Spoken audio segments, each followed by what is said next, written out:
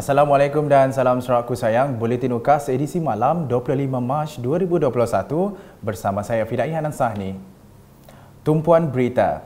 Ketua Menteri Sarawak Datuk Patinggi Dr. Abang Abdul Rahman Zohari Tun Datuk Abang Openg menerima kunjungan hormat daripada Menteri Sumber Manusia Malaysia Datuk Seri M. Saravanan di pejabatnya di Wisma Bapa Malaysia Petrajaya pada Khamis. Ketibaan Datuk Seri M. Saravanan di lobi Wisma Bapa Malaysia disambut Setiausaha Kerajaan Negeri Datuk Amar Jaul Samiun. Turut hadir Timbalan Ketua Menteri Datuk Ahmad Douglas Uga Embas. Berita seterusnya, Kampung Kelit di Dalat tidak lagi terpencil selepas ini sebaik pembinaan jalan yang menghubungkan Kampung Medong Lebrasau dan Kelit siap sepenuhnya.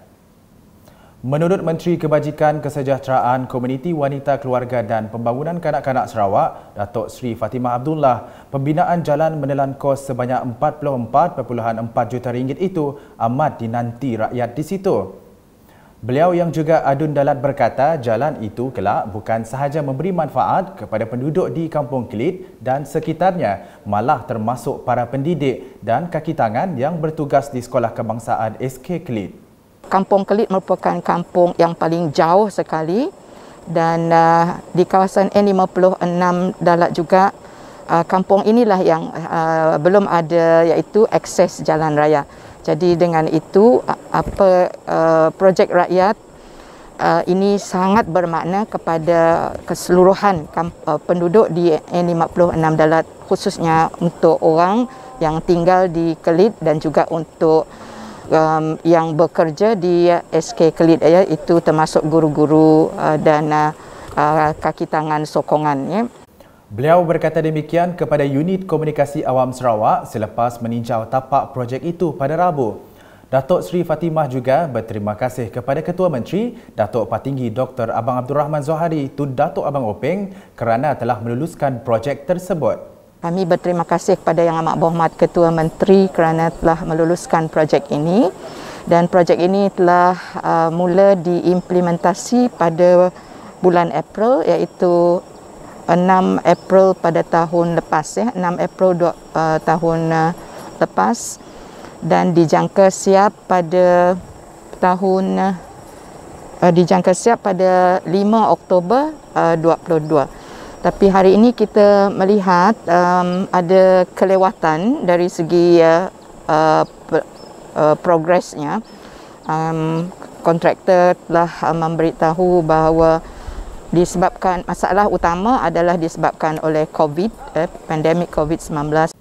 Apabila siap kelak, jalan sejauh 11.5 km itu akan memberi manfaat kepada sekitar 338 penduduk di Kampung Kelit, termasuk warga kaki tangan di SK Kelit.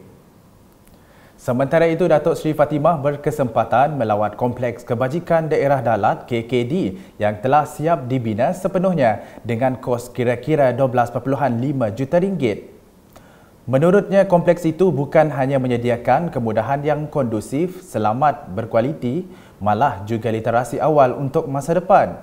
Katanya kompleks itu akan menempatkan Pejabat Kebajikan Masyarakat Daerah Dalat JKM Dalat, Pusat Pemulihan Dalat Komuniti PDK Dalat, Taska Sedidik, Pusat Aktiviti Warga Emas Pawe Dalat dan Pusat Aktiviti Kanak-Kanak PAKK Dalat yang bakal ditubuhkan. Selain itu, kompleks itu juga mempunyai prasarana seperti Dewan Serbaguna, gimnasium termasuk Taska Sedidik untuk kemudahan ibu bapa yang bekerja. Sehubungan itu, beliau berharap pihak JKM Dalat dan organisasi terbabit mula membuat perancangan dan persediaan yang sewajarnya untuk berpindah ke kompleks itu nanti. Selanjutnya, di Julau dengan Klinik Kesihatan Nanga Kemalih di Ulu Entabai dijangka siap pada 14 Jun 2021. Klinik yang dibina dengan kos sebanyak RM4.7 juta itu kini telah siap 72%. Sementara itu, Timbalan Menteri Kesihatan 2, Datuk Aaron Agodagang yang melakukan tinjauan ke atas klinik tersebut pada Rabu berharap projek itu dapat disiapkan mengikut jadual demi kepentingan rakyat di kawasan tersebut. Tadi buah budak-budak lama bini tadi daripada aku terjadi yang sakit dia ke penjuran tersebut tadi dari segi sudah minta lebih masa dan yang patut tadi sudah tadi dulu di masa kita dulu sudah ke dalam rencana. Kita tadi menyukai lebih. Terima kasih kita harap kita tuntas. Beliau kemudian merasmikan program Malaysia Prihatin pengurusan pandemik COVID-19 di Rumah Sang Lasa, Rantau Cire, Ulu Entabai. Dato' Aaron berkata program yang dianjurkan seluruh negara itu bertujuan untuk memaklumkan kepada rakyat pentingnya mendapatkan vaksin COVID-19. Ujarnya, pandemik itu harus ditangani secepat mungkin demi keselamatan rakyat dan juga memulihkan semula ekonomi negara. Pada majlis yang sama, Ahli Dewan Undangan Negeri Adun Meluan, Roland Duat Jubin, memohon Kementerian Kesihatan Malaysia menempatkan seorang doktor di Klinik Kesihatan Nanga Kemalih kelak demi perkhidmatan kesihatan yang sangat diperlukan di kawasan pedalaman.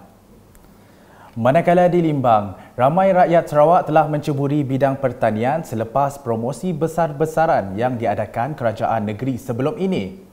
Menteri Muda Pemodenan Pertanian, Tanah Adat dan Pembangunan Wilayah Sarawak, Datuk Dr. Abdul Rahman Ismail berkata, mengambil contoh pekebun durian Muhammad Momen, 60 tahun yang telah mengusahakan penanaman buah durian dan pelbagai jenis tanaman sejak 5 tahun yang lalu tanpa bantuan daripada kerajaan.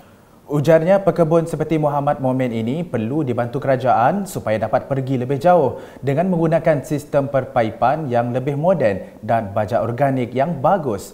Ini jelasnya sejajar dengan hasrat Sarawak menjadikan pertanian sebagai bahan ekspor utama negeri ini menjelang tahun 2030 dan yakin ianya akan tercapai sekiranya semua pihak melibatkan diri dalam bidang pertanian. Beliau berkata demikian semasa ditemui selepas mengadakan lawatan ke kebun kampung Padang Kelulit Berkenu pada Selasa. Tambahnya, selaku pengerusi Perladangan Sarawak, beliau akan melawat ke semua 28 buah pertubuhan kawasan bagi memastikan semua ahli aktif dan membantu mereka berjaya mengeksport atau memasarkan hasil tani mereka. Pada majlis itu, Datuk Dr. Abdul Rahman turut mengumumkan peruntukan berjumlah RM20,000 kepada Muhammad untuk membina kolam air sebagai sumber untuk mengairi tanaman dan memperbaiki jalan menuju ke kebun itu. Kerajaan Sarawak telah meluluskan dana bencana berjumlah RM2.2 juta untuk melaksanakan projek-projek baik pulih kerosakan yang berlaku akibat banjir yang melanda kawasan Dewan Undangan Negeri Tasik Biru pada Januari lepas.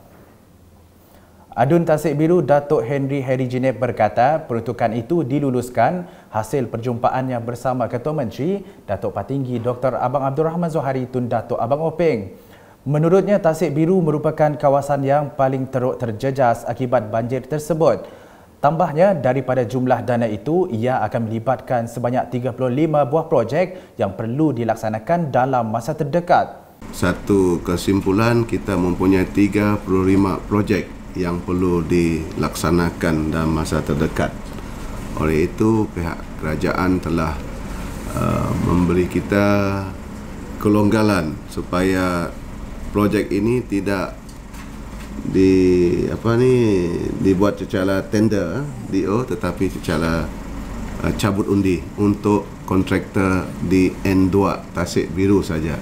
Beliau berkata demikian selepas taklimat bagi kerja-kerja baik pulih infrastruktur yang terjejas akibat bencana monsun Timur Laut Daerah Bau bertempat di Majlis Daerah Bau pada Rabu.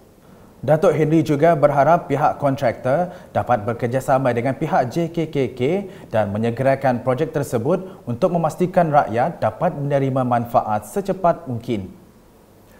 Sementara itu, Kerajaan Sarawak telah menunaikan janji untuk memberi sebuah traktor pembajak tanah kepada 83 peserta ladang penanaman anak jagung Kampung Sekiat Baru. Menurut Datuk Henry, Kampung Sekiat Baru adalah satu-satunya kampung di kawasan Dun Tasik Biru yang tidak asing lagi dengan penanaman dan pengeluaran anak jagung untuk daerah bau.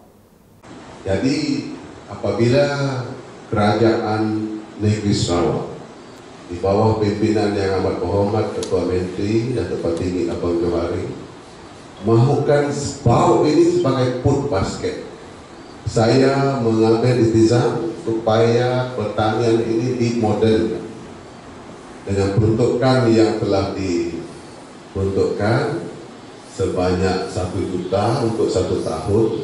Saya mengambil kesempatan ini untuk membekalkan 1 mesin traktor untuk kerja-kerja membajak tanah bertujuan untuk menanam baby corn. Dengan adanya mesin ini, saya percaya kita kurangkan penggunaan tenaga dan menggunakan tenaga dan pikiran kita untuk mencari cara kita membuat pasar. Beliau berkata demikian semasa berucap dalam majlis penyerahan input pertanian mesin pembajak tanah di Kampung Sekiat Baru Bau pada Rabu. Dalam pada itu, Pegawai Menguasa Pertanian Daerah Bau Agnes Delap ketika berucap turut memberitahu Jabatan Pertanian Bau juga telah membekalkan input pertanian di bawah tabung fasilitasi pertanian AFF Adun Tasik Biru kepada para peserta yang mengusahakan tanaman tersebut secara ladang kontrak pada tahun lepas. Ketua Kaum Kampung Sekiat Baru Lia Jacob ketika ditemui merakamkan ucapan terima kasih kepada kerajaan negeri kerana merealisasikan hasrat penduduk untuk meningkatkan hasil dan mutu produk mereka.